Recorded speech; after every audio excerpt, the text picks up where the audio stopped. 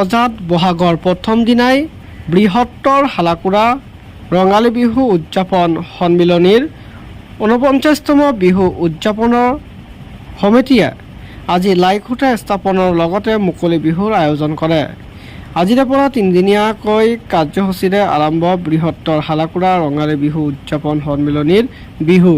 অহা ১৪ বহাগত বিহু নৃত্য প্ৰতিযোগিতাৰ লগতে গোৱালপৰীয়া নৃত্য প্ৰতিযোগিতা, আনহাতে ১৫ বহাগত মুকলি সভাৰ লগতে বাৰেবৰণীয়া সাংস্কৃতিক সন্ধিয়াৰ আয়োজন কৰিছে। সকলো বিহু প্ৰেমী ৰাইজৰ সহায় সহযোগিতা কামনা কৰে বিহু উদযাপন সন্মিলনীৰ সভাপতিয়ে।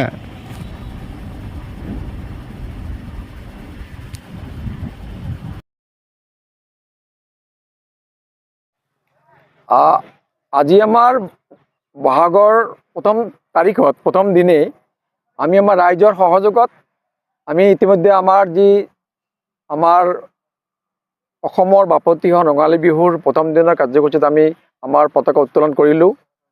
আৰু হালাকুৰা ৰঙালী বিহুৰ এটা পৰম্পৰা, প্ৰতি বছৰে বহাগৰ প্ৰথম দিনাই আমাৰ লাইখুঁটা স্থাপন হয়।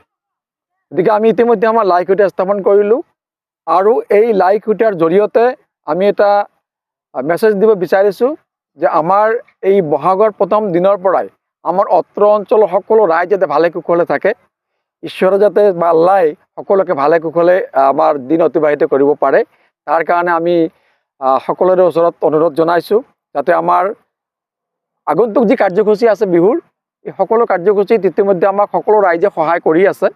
আৰু আমাৰ শেষ কাৰ্যসূচীলৈকে সকলো ৰাইজৰ জাতি বৰ্ণ ধৰ্ম ভাষা নিৰ্বিশেষে ৰাজনীতিৰ ওপৰত থাকি, ৰাজনীতিৰ ঊৰ্ধত থাকি আমি আমাৰ এই যি ঐতিহ্য, হালাকুৰা ৰঙালী বিহুৰ এটা বিৰাট নাম আছে গোটেই জিলাত, গোটেই অসমত, এই নাম যাতে আমি অক্ষুণ্ণ ৰাখিব পাৰোঁ। আৰু এইবাৰ ২০২৫ হালাকুৰা ৰঙালী বিহুৰ এটা ব্যতিক্ৰমীমূলক কিছু কাৰ্যসূচী আমি ৰাখিছোঁ। এই কাৰ্যসূচী যাতে আমি সুকলমে পাৰ কৰিব পাৰোঁ, তাৰ বাবে আমি সকলো ৰাইজৰ সহায় আৰু সহযোগ আমি কামনা কৰিছোঁ। বিশেষকৈ আমাৰ জিলা প্ৰশাসনৰ তৰফৰ পৰা যাতে আমাক যিখিনি সহায় লাগে, এই সহায়খিনি যাতে আমাক কৰে। আৰু তাৰ বাবে আমি আজিৰ এই অনুষ্ঠানৰ জৰিয়তে এই অনুৰোধখিনি আমি আমাৰ ২০২৫ ৰঙালী বিহু উদযাপন সমিতিৰ সভাপতি হিচাপে মই অনুৰোধ ৰাখিছোঁ। মূল কাৰ্যসূচী আমাৰ যিহেতু আজি আমাৰ আনুষ্ঠানিকভাৱে আৰম্ভ হৈ গ'ল। আমাৰ ১৪ তাৰিখত আমাৰ সকলো ল'ৰা ছোৱালীৰ আমাৰ বিহু কুঁৱৰী, বিহু মইনা আৰু আমাৰ বিহু ৰাজবংশী কইনা আৰু ৰাজবংশী মইনা প্ৰতিযোগিতা আছে। আৰু আমাৰ ইয়াত আপোনালোকে জানে গোটেই নিশা যদি কম্পিটিশ্যন চলে, কমচে কম ১০০-১৫০ মান প্ৰতিযোগী হয়।